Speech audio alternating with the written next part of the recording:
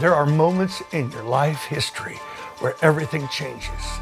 This moment, December 2011, shifted my life forever. I was here in Kansas City, and these YWAM guys came into this very room, right where I'm sitting right now, and they said there's coming a shift to the call. Lou's been filling stadiums for over a decade with prayer and fasting, but the word was about that transitioning to a message of the Great Commission, missions mobilization, evangelism, signs, wonders, and miracles. And that day kicked something off. That culminated on February 23rd at the Send in Orlando, Florida. Today we receive a shift into a new Jesus movement. I believe that a bold and fearless generation is coming forth. And you'll carry it back to your cities and to your nations. We're not going to let it go for another generation. Do it in our time. Do it in our day.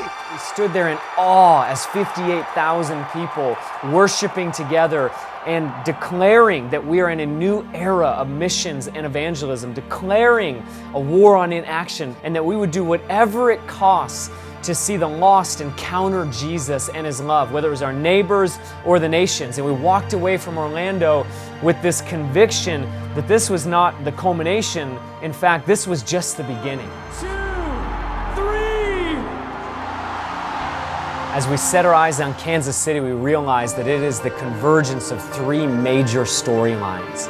200,000 missionaries launching to the nations of the earth, 80 million salvations in America, a Jesus movement, and 1 million intercessors who would pray for a global harvest. And all of it happening in the very city where the original word for the Send was birthed.